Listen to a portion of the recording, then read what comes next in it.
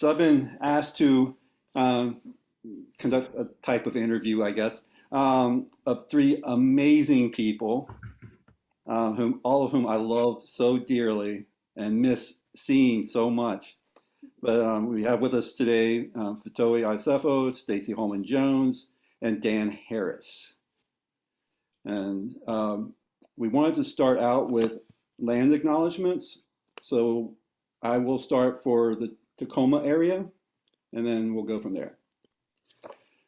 So we gratefully acknowledge the labor upon which our countries, communities, and institutions are built. We are grateful for the stewardship of the land here in Tacoma for the Puyallup tribe since time immemorial, from whose bounty we still benefit. In Tacoma, we must also recognize the contributions of the Chinese and Japanese laborers that built the local infrastructure and who were impacted by the Tacoma Method and Executive Order 9066. Finally, we recognize that acknowledging these types of labor are just a starting point for change, and that ongoing action is needed to disrupt and counteract systemic patterns that take for granted labor by the groups identified above. And then we'll have Dan. Thanks, Dave. I'm going to do the acknowledgement of country on behalf of Stacy and myself, because we are co-located on the same lands today. So we would like to acknowledge the traditional owners of the lands on which we're living and meeting from today, and that's the Allakut-Willem clan of the Great Kulin Nation. And we pay our respects to their elders, past, present, and emerging, and acknowledges that land was never ceded. And in particular, as migrants to this country, we would like to acknowledge the countless generations of First Nations people who have met, lived, gathered just like this before us, and express our gratitude for the privilege of the inheritance of this cultural legacy, which we and others continue to benefit from. So we thank them deeply for that. Towie. I too would like to acknowledge the sacred lands of Tamaki Makaurau and Ngāti Whātua and Ngātai here in Aotearoa, New Zealand, which we see as our cousins and struggle as well as in solidarity. Thank you. And we, just like Stacy said in the chat, we also invite everyone else here, if you would like to just put in the chat and acknowledge the lands that you're on as well. That would be so awesome. That would connect us all. Brilliant. Okay. All right, thank you, Dan and Fetaui. All right, so we're here to discuss wayfinding and critical autoethnography, which is an amazing book. If you don't have it, yeah, here it is. If you don't have it, amazing book. You must own it. But what we thought we would do, one, first talk about the reason for doing this collection of narratives. So I wanted to ask whoever would like to jump in on that, what this means to you as a collective group or individually, and why this book and why now, and what does it mean to authors on the Western Hemisphere?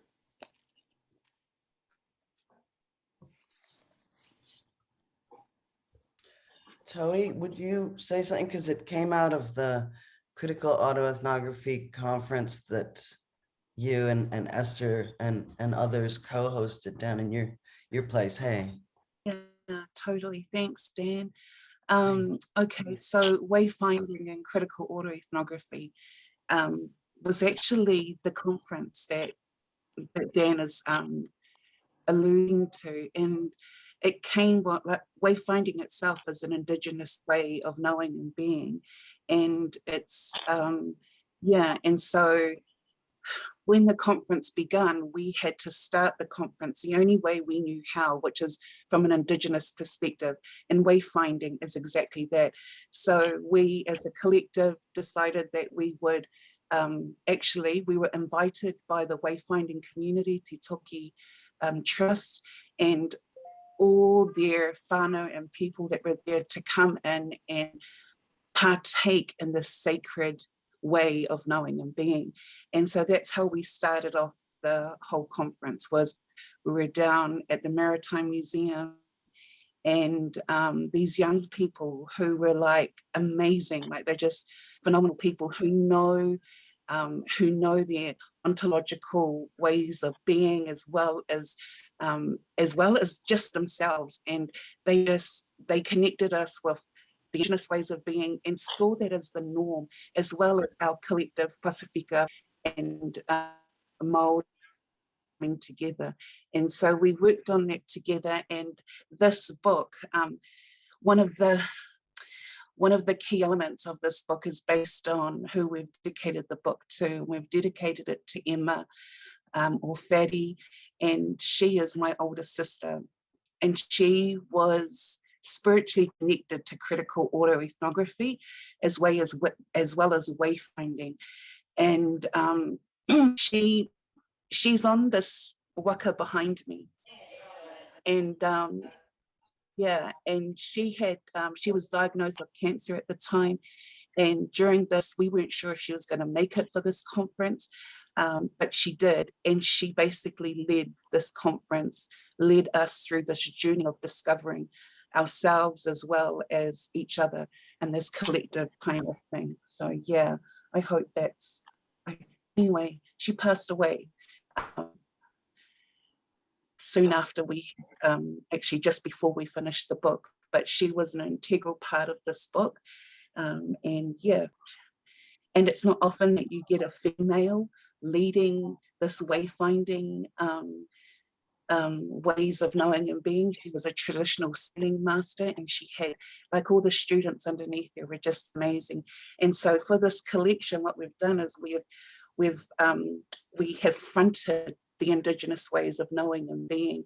And it's actually thanks to Dan and Stacy. I just want to mention that this book would have never come about had they not opened a way for us to be at this table. And so I just really want to acknowledge Dan and Stacy for that. And yeah, I'm feeling a bit nervous, and I'm not sure what it is or why, but I'm just feeling like this book is so sacred. It's so heavy. It's so sacred. It's just, yeah.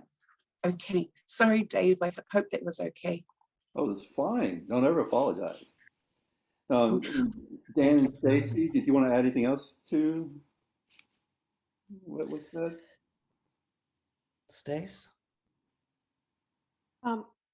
Thanks, Toei, for that introduction. I'll just put in, at least for my part, I think for Dan and myself, one of the things that's been really important for the critical autoethnography gathering, as well as other groups. You know, I want to acknowledge groups like SIAD, who really prioritize not only Indigenous ways of knowing, but also Southern Hemisphere perspectives and ways of making sense, and Southern Hemisphere ontologies, and a real commitment to pushing back on kind of colonial ideas about not only culture and community, but knowledge production. I think that one of the things that's been really interesting, and as a migrant to Australia, an American, and somebody who's been part of autoethnographic work in North America for most of my whole life, it feels like, when I came to Australia and met my colleagues in New Zealand and this part of the world and in Asia, one of the things that was really moving and instructive to me was just the kind of Western centricity and North American centricity, really, of scholarship and research. And there's just such a rich and vibrant knowledge culture in this part of the world. And so we really wanted to highlight those voices in this book. So you definitely are getting a taste of the Maori and the Samoan kind of point of view and Pasifika point of view, but also you're getting perspectives from African-American folks who live in this part of the world or have been part of this conference and have incorporated wayfinding as a way of kind of understanding in the work that they're doing in an autoethnographic way. And, you know, to marry up autoethnography, critical autoethnography, and wayfinding was just, it's just a really rich source of opportunity to kind of blow up on some of those conversations and spaces. Thank you. And I want to apologize. I think I said Western Hemisphere when I was speaking, but Southern Hemisphere, of course. Anyway, I'm on the West Coast. I'm thinking, you know, whatever. Okay. Now that I've embarrassed myself. Well, what we'd like to do at this point, and that's a great introduction to it, Stacy, was to go and have each of you read excerpts from some of the things that spoke to you from the contributors for this amazing book. And before we go on, I just wanted, this has nothing to do with the book, but real quick, I just want to say to Fetaui, I just want to let you know that we have this outdoor bar we built, and we named it the Wayfinder in honor of Emma. So we wanted to do a little thing to contribute to honoring her and her the effect she had on us during our visit. So anyway, so without any further ado, we'll go to the readings. I think, Dan, you said you would go first. I can go first. I think I was going to go last, but oh, I'm sorry, last. Okay, Fetaui was going first. It doesn't matter. What do you guys want? Y'all decide. Actually, maybe I might just insinuate myself in here, even though I'm the middle person. Just because we've been talking about Emma Fadi, and the section that I've chosen is really around her and the ways in which she approached some of this knowledge building. So if it would be okay, I'll do that. So this is from a chapter stewarded by Fetaui and collaboratively put together by the Family Ethics Committee. And so it's a joint production and a collaboratively produced piece. So I want to acknowledge the whole family there. And this is a section called Wayfinding Power, and this is in Toi's words. So thank you, Toi, for letting me kind of step into your voice a little bit here. I was sitting with my sister Fadi at her chemotherapy appointment when she took a call from one of her voyaging students. As expected, I semi-eavesdrop on the conversation. I hear Fadi saying to her student, "Aro I'm sorry." Then she says, "Hold up, I'll ask my baby sister if she wants to come with me." I look at her beautiful face and am taken aback. In our family, we never ask each other to attend anything. We just either show up or send a reminder message that we are with them when they speak, when they breathe. So I replied, "Hard out, sis, I would love that." We both smiled lovingly at each other. Fadi later explained that her student was meant to speak at this engagement, but unfortunately someone in her Wanu or family had passed away, which meant Fadi, who is Tukana elder, would step up for her Tiana student. Honestly, I was miffed. We are sitting in her chemotherapy session and my sister, who is dying, is willing to put all that aside to serve this kaupapa way of being, of wayfinding. Talk about selfless. That evening, the speaking engagement was held at the Auckland Museum. It was Matariki, Maori New Year in Aotearoa, New Zealand. As part of the celebration, 2 people from the Maritime Museum were asked to present on the different ways of wayfinding. This Palagi, or white man from the Maritime, spoke first. He began his talk by listing his credentials and continued to demonstrate how knowledgeable he was about all things sailing. Second, Fadi spoke. She opened her talk in Te Reo, Maori indigenous language, followed then by Samoan, our indigenous language, effortlessly acknowledging the sacredness of the land that she was standing on and the Tagata Wano, people of the land, and the land where our forebears' bones are buried in Samoa. She continued to thank the ancestors who filled the space in which she breathed and spoke into. I looked on in awe at her stature and her peaceful, reverent countenance. I was unsettled knowing that every breath she was taking could be her last. Regardless, Fadi courageously continues and pays homage to Mau Pialing, the master navigator, also to the late Matua Hector Busby and her brothers, Portura Barclay Plur, Himi Irinka Jack Thatcher, Stanley Conrad, and Piripi Smith, apologies for those names, Fetaui, for restoring and reclaiming our indigenous ways of wayfinding. At the end of the presentations, there is a question and answer time.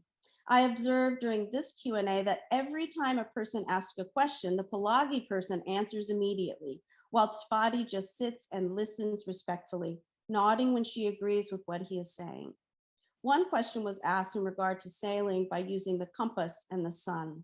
The Palagi began speaking a language that was foreign to my ears. I looked around the audience and saw that I was not the only one whose face appeared befuddled.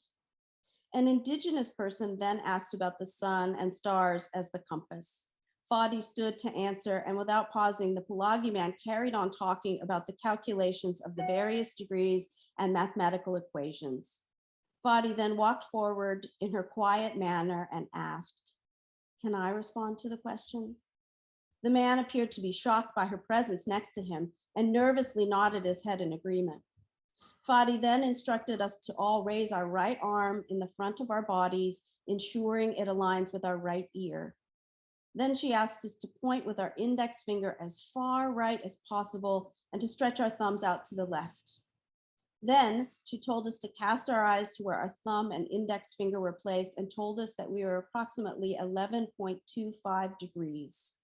She continued to explain how the star compass has 7 ware or houses, and each ware is separated by 11.25 degrees.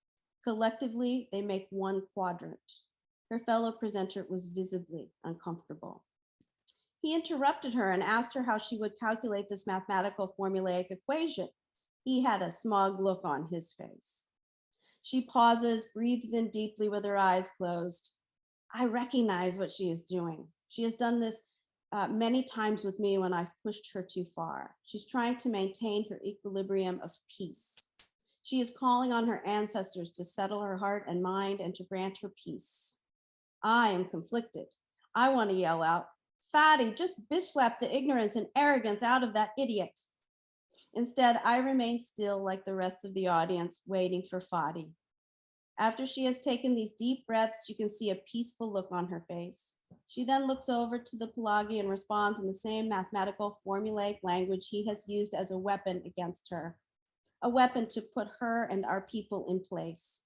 A weapon for us to continue to be silent, to continue to be invisible. The audience and I are fixated on her as she continues to speak in his language effortlessly. At the end of her explanation, his face is one of utter and total shock. Fadi slightly turns her body from facing him and raises her arms, opening up to include the audience, and says, "And this indeed is where the problem is. We have had to learn all your ways, and we have had to reclaim our ways that were deemed irrelevant and useless to you. But did you ever bother to learn our ways?" She continued about knowledge and how knowledge should be accessible for all, which means it should be spoken and written in a language that is accessible for all instead of speaking a highfalutin language, a language that is meant to keep the status quo of power and continue to marginalize those of us in the margins. Our language should always be in love, which means talking to each other as though we are we and not we are I. The audience is silent. The indigenous man who asked the question began to clap. A few others joined him. I, for one, am not clapping. Instead, I am sitting there thankful I didn't yell out and make an ass of myself and our family. Fadi, at that moment, made us all visible.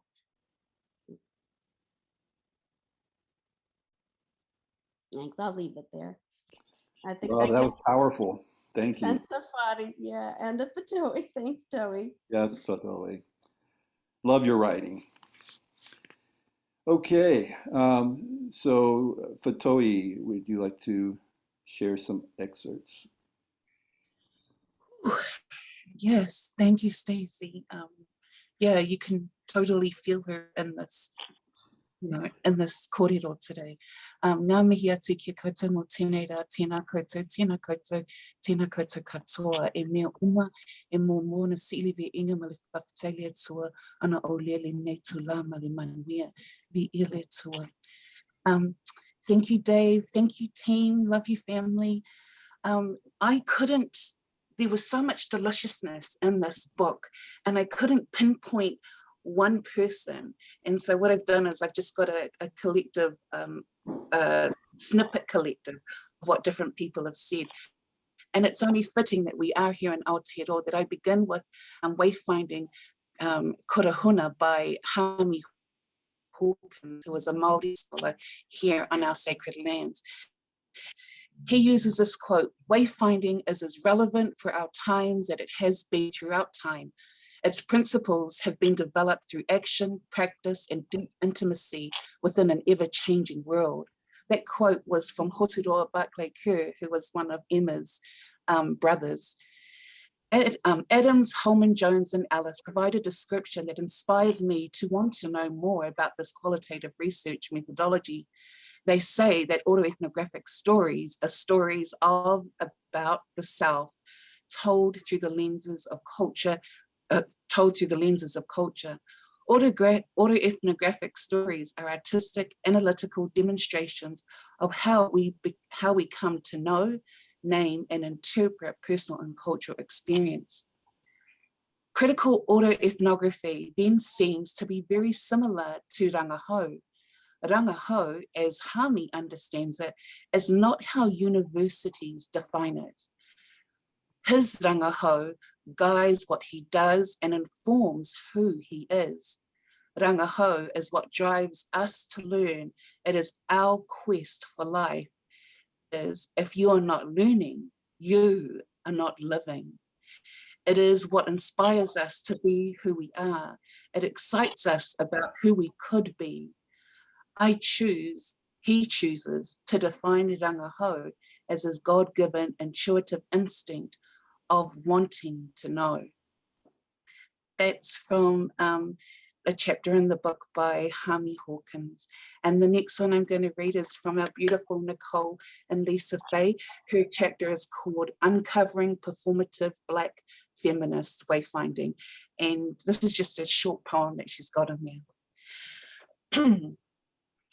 Collective journey. Multiple offerings. Vulnerable liberation. Resistance, faith, relief, reclamation, way making, way knowing, way finding. And that poem again by Nicole Brown. The third one I want to share is from a beautiful colleague of ours, Katarina Tui Manuana and Joanne Yo, and hers is called Wayfinding and Decolonizing Time. Wayfinding time. We are hostages of clock time, slaves defining our every move by the clock, obediently marching forward with time, structuring our lives around timetables, diaries, to-do lists, school bells, appointments, opening hours, closing times. If time were a cult, we would be honorary members invited in by exemplary daily practice of acquiescence to the tick-tock of the clock. Shut down from wayfaring journey of the blessed non-believers. Time and work intensification, the heavy hour. We fret about time as if it were infinite or finite, as if it were a finite tangible resource. Epistemology is embedded in our language about time. We don't have enough time. We need more time. Oh, we've run out of time. She closes off with an interview from one of our philosophers, Tongan philosophers, Apeli Hauofa, who talks about the seas, that we are an island of, that we are a sea of islands. We've often put our traditions in cages, and so we try to do what we think our elders, the people in the past did, and we trap our traditions there. We freeze them, whereas people in the past really lived very much like people in the present. They were always mixing things that were fluid, that were not frozen. but we froze them. And now we work to release, to free our traditions and invite them to come to our world and teach us, to tell us their Oceania. We welcome them here. And this is by Katarina again, her chapter, Wayfinding and Decolonizing Time. Next is the next chapter. I just want to take this up, the autoethnographic encounters in the Moana, Wayfinding the Intersection of Tongan Indigenous Masculinities by Dave Fetaui. And he's part of our critical autoethnographic family, and he's so beautiful. This is his snippet. Critical autoethnography, creative approach that relies on the relationship between the storytelling and critical theoretical frameworks. He calls Stacy there. And he says, Va and Veitapuia and Totonga are cultural theoretical frameworks underpinned by Tongan traditional knowledge, values and beliefs to engage in the critical analysis of reflexivity. Chang proposes to interpret the researcher's behaviors, thoughts and experiences in relation to others within her context. Negotiating such relational encounters requires wayfinding that is deep and sacred, reflecting on critical moments, memories and events that molds one's understandings of what it means to be a Tongan male in relation to the multiple contexts of socialization, and is deeply embedded in the sacred process, wayfinding. And I'm just going to finish off with Nicole's poem again, because I just really love it. It's simple, but it just gets to the heart of wayfinding.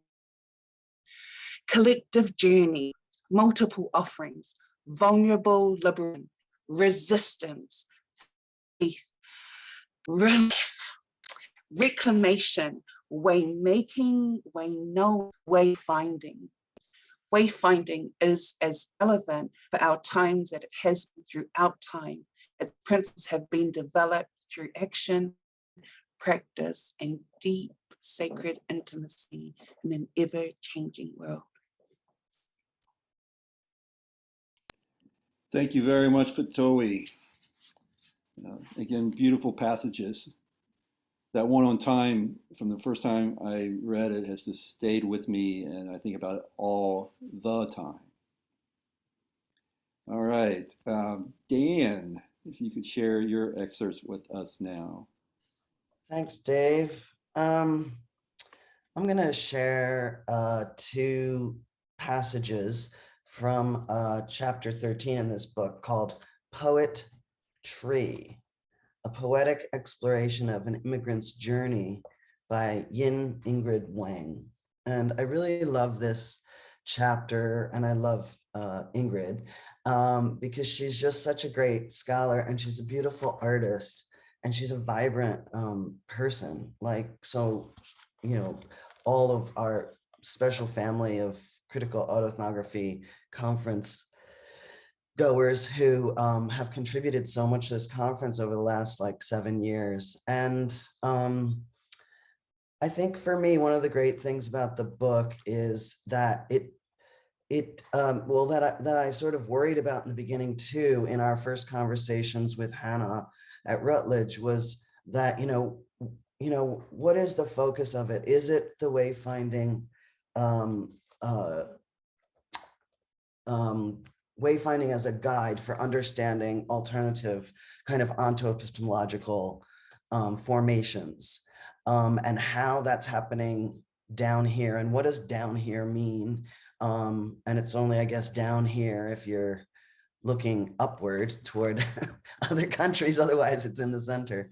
So one of the things we talked about as a team was like, will we only include indigenous ways of knowing? Will we only include collective ways of knowing from all the rich presentations we had that year in Auckland? And I partly chose this one because even though Ingrid does live in Auckland, she's from China, and I really identified with her work, not only her beautiful visual artworks, but her story of migration and how that kind of helped me to understand some of what our indigenous friends and family members down here have taught us about ways that we can approach autoethnography as collective. So it doesn't have to be singular. It doesn't have to be called duo ethnography if there's two. It can be understood, and in fact, in many places and voices and lives, all knowledge and experience is understood as collective. And so I think Ingrid brings that to her chapter, but it's certainly stuff that Fetaui and her family and colleagues have taught me since we met. So I'm just going to read two passages, and this is called Before the Journey of a Poet Tree. I am a tree. The seed of my existence was first planted into the soil of the Chinese city of Hangzhou. There, I grew into a young tree with my family and friends around me. Around 2 decades ago, when my forest became crowded and stifled my growth, I took a chance to be transplanted to a foreign land which I knew almost nothing about. During the transplantation, I severed my roots, which were deeply embedded in my homeland, and I said goodbye to the forest where I grew up. The pain and shock from cutting my roots was unbearable, but I had to continue my journey. This story is about that journey. I am a silent tree. I was told by the forest where I first grew that staying quiet and staying low were the best ways for us to survive. I was told by my mother tree that endurance and tolerance were the best ways for us to bear pain and suffering. I learned to be silent in order to survive, but I could not bear the pain and suffering from the process of this transplantation. This story is about expressing through silence. I am a lost tree. After migrating from China to New Zealand, I tried my hardest to fit into my newly adopted land. I wanted to look like the other trees in the new forest. In this foreign land, the soil under my roots smelled strange. In this foreign land, the sun above me was much hotter than in my homeland. And in this foreign land, the trees around me could not understand my mother tongue. Where am I?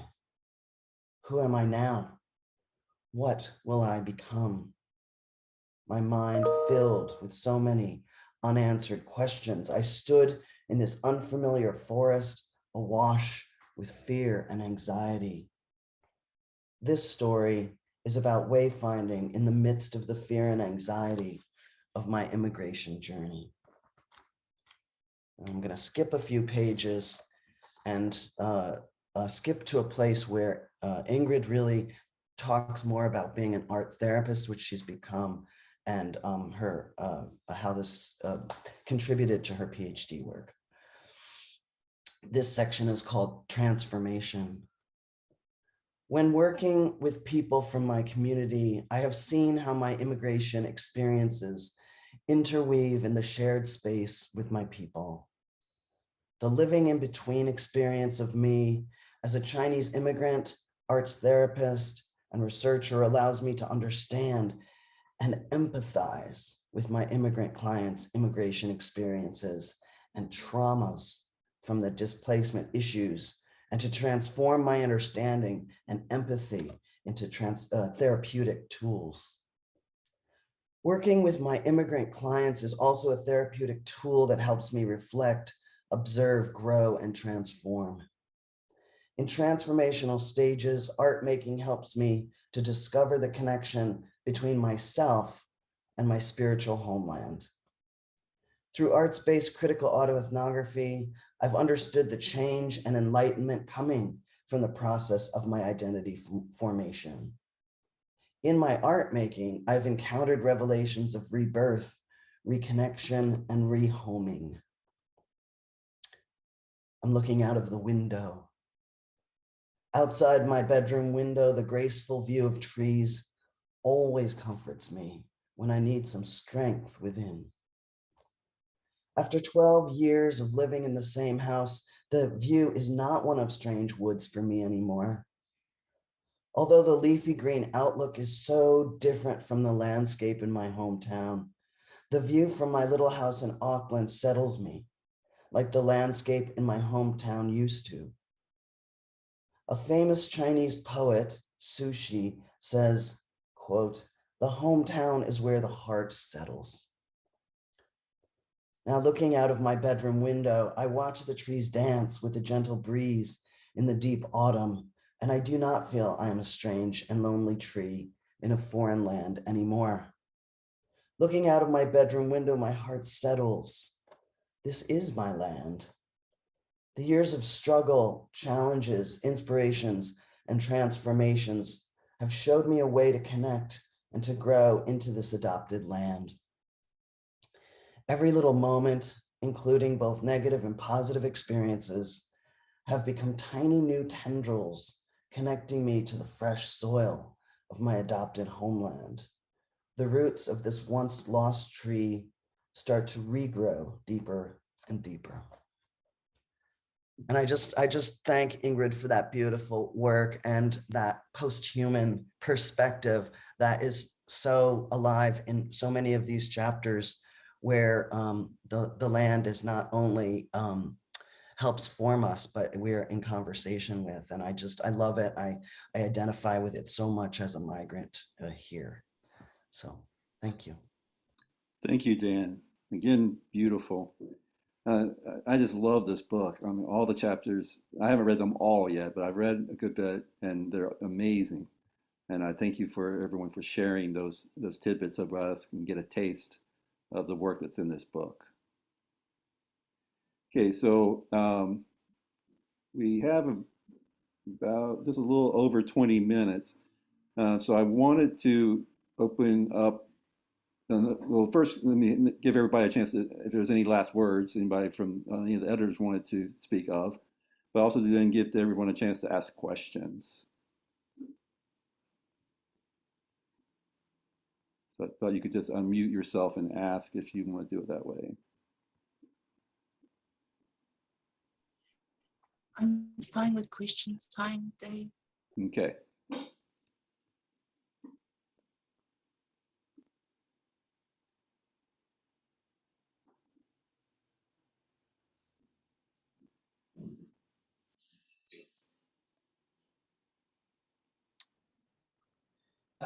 I'm sorry, I don't know how to pronounce your name properly. You read the poem Wayfinding Time. That's for Yeah. you. Is that, am I still on mute? Yeah. Yeah, No. that's Yes. I'm wondering if you could expand a little bit more on I haven't read the book, but on this concept of time in general. I'm finding myself split. A university that is a very small university has caught me to attend something at the same time as I was due to be attending this workshop, and they surprised me with this other workshop. So I'm splitting my time, literally. But so I loved, though, having the time to have heard that poem there from your book, and I'm wondering if you might expand on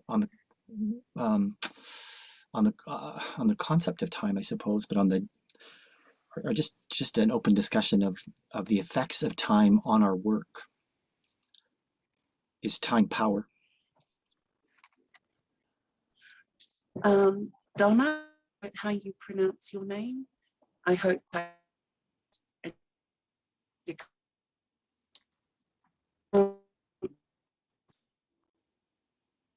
Katarina's chapter on wayfinding and decolonizing time, she not only does she discuss time limitations and so forth, she also inserts in her chapter about talanoa, a process that as Pasifika people, this is what we do within, we have a thing called talanoa methodology. And in her chapter, she weaves in time and she weaves in time and the processes of being Pasifika, as well as being a ma, as well as being an academic and so forth within there. I'm not sure if there are any specific answers to what can you do with time to make it any better. What I do know is that in a Pacific way of thinking, we have va and ta. And so va is the space in between, relational space, and ta is time. And so unless your time is in sync with your va, with your relational space, you will not peace. And so it's important that we focus on time, on the ticking of time with our relationship with ourselves and others. Anyway. But I truly encourage you to read her chapter. It is a fantastic chapter. Her chapter is stunning. It's amazing. Oh, I know. It's definitely on the reading list. I really appreciated your reading excerpt of it. And yes, it was a gift in that moment. So thank you. Yeah, it really resonates, Donald, with what you're dealing with right now in terms of relational space and you know, clock time, the pressures of clock time and colonial time on your life. So yeah, thanks for asking that question. There's another consideration of time that's emerged through the pandemic as well, I think. Like we have talked in our conference here about, you know, kind of the slowness of moving sort of in different ways, like the sailing across space rather than flying in other kind of faster modes where you don't always clock the distance in the same kind of way. But I know both as an attendee like today and also as a host online, trying to do this work across global different time zones is like so challenging, right? And it is its own kind of not just political, but like it takes on an ontological aspect, which is about, you know, how we come together to understand what we're doing if it's in the middle of the night for certain people and it's, you know, at a reasonable time in the day for others, and how you can work against that. And it's certainly a lot more complicated than it first appears. I know that friends of mine in Europe, when we couldn't do a week-long conference, he redid it to be one whole 24-hour cycle, and then tried to slot people in, you know, at reasonable times for themselves. But no matter, and having just done this with the CAE conference a few months ago, I mean, no matter how you slice it, it's so challenging. And I am sure the organizers today have experienced the same thing. But it definitely has caused me to think about time in different ways and how that affects people's ability to come together or be left out of coming together. So I just wanted to throw that in too. Thank you, Dan. Yes, Fiona. Hi, folks. How are we all? It's lovely to see some of the faces and Hi, Fiona. even just names for those who've not got the cameras on. It's nice to be part of a community again. My question really is Dan and Stacy and Fetaui, and I guess any of the contributors of the book who are here. I'm not sure if anybody who's here contributed. My question is, what do you know as a result of having done the book project that you didn't know 2 or 3 years ago at the Auckland conference? What for you have been the takeaways, the realizations through having done the book?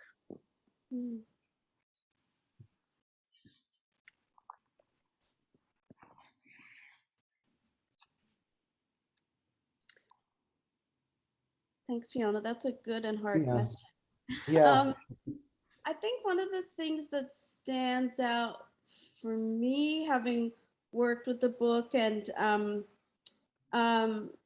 made the move from what was a powerful in-person gathering. I mean, there's no good way. I mean, I guess I could show some photographs, but there's no good way to describe the kind of power of being together at that particular conference. It's always powerful to be together at conference. Certainly the CAE conference, which is quite usually quite small. But being together in Auckland, having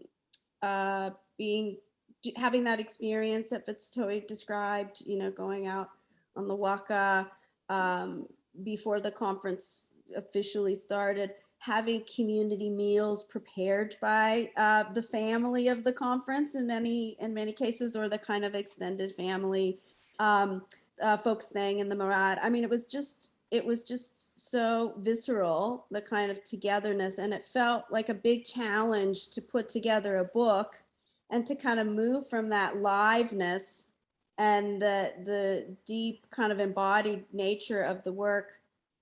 The other thing too about that conference, in terms of time, to get back to the time question, was making space for people's conception about what time is in a presentational sense, you know, and really trying to kind of work through that as a community, because we have different ideas about time and presentation time. And so to move all that on the page felt like a huge challenge. Like I was really not convinced that we were going to be able to do it and have that kind of power communicated on the page. But if, you know, sitting with the book over the last couple of days, thinking about how to share and what I might like to share, I'm just blown away by what is on the page, tucked in between these pages, and how the pieces speak to each other, hold each other up, carry one another along. And, you know, that's a little bit serendipity, but it's also really a testimony to how people embrace the theme of wayfinding and really found a way in their own work to kind of work with those ideas and toward them. So, so that's something I've learned, you know. I mean, you know, I am true to my performance studies training and roots, and you know, and I do believe that there are ways to be quite performative on the page. You know, I've spent lots of years trying to cultivate that sensibility. But I was worried in this case, and I do think, you know, I'm not disappointed in how authors came forward with their beautiful work. Dan or Toby?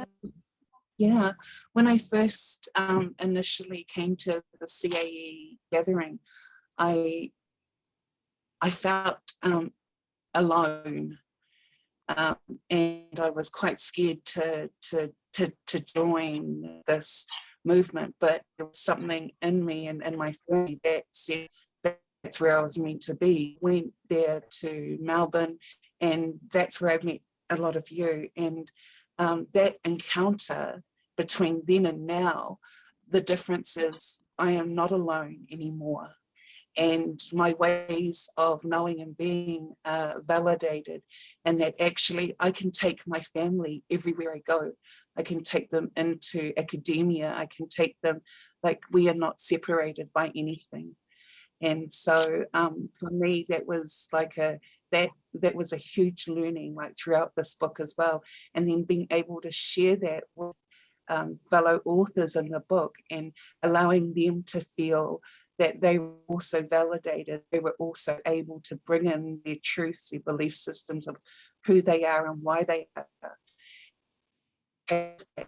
And yeah, as we have gone on, or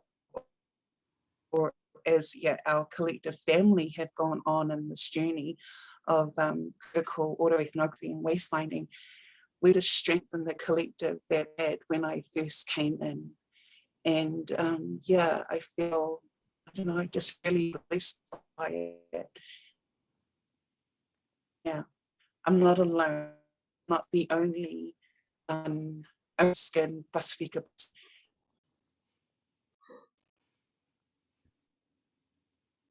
Thanks, Toby.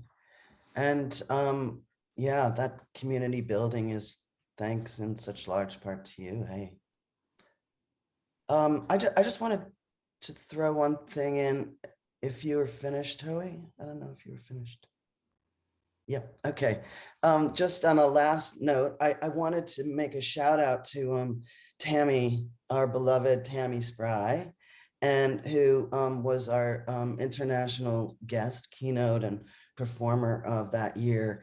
And I think, she had a really visceral experience in that community and in that event, and the relationships that were built there for her and continue on. And she wrote the preface to the book, and we're really grateful to her for that.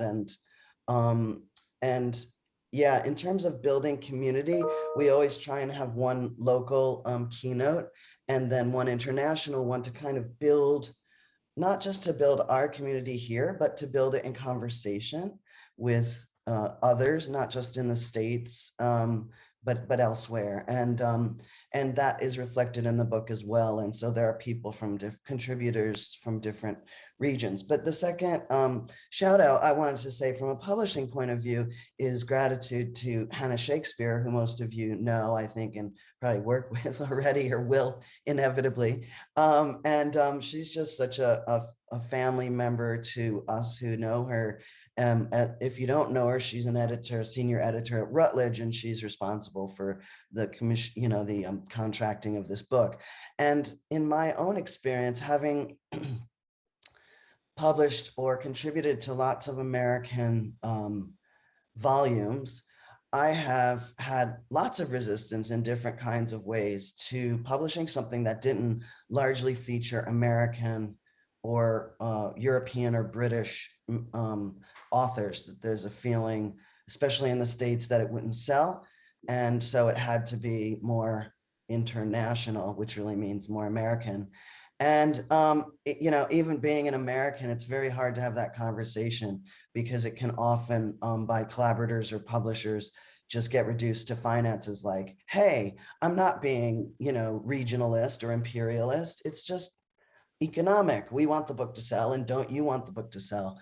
And it's very discouraging, particularly as American, when you see those kind of politics like Stacy alluded to in such relief once you leave that region or environment. And I know that we've all worked against it in our community here, but I just wanted to say that Hannah, from the first day we spoke to her about it, was so supportive, so excited, and felt like it was such an important thing to do. And she really, really shepherded it all the way along. And it meant a lot to me in that publishing professional context that she did.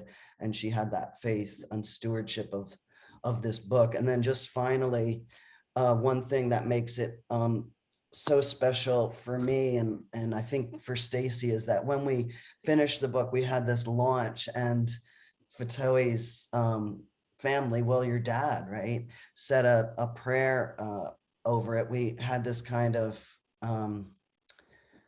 well, it was different than the launch, wasn't it? We had a launch, online launch, but we also just had a thing where we came together, and Taui's parents were there, and the rest of the family, a lot of the rest of the family, not all, of course, but your dad, Taui, made a prayer for the book to travel out into the world and do good work. And it was, we were all crying, and it was so special to have that experience and to sort of have that experience in this academic world where, as has been mentioned, things are often so fast and conflicted and, deadlines and all that. And to just bring it back to the idea that this was spiritual work and political work, and that it had a job to do in the world, and we were sending it off like its own kind of waka, was really special to me. And I think the book still has that air about it as it journeys into other people's hands.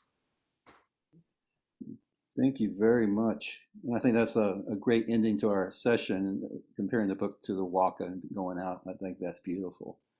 Mm-hmm. And Stace, I wanted to also acknowledge, I appreciate the fact that you talked about that conference, the Wayfinding conference, and the difficulty of putting that onto page.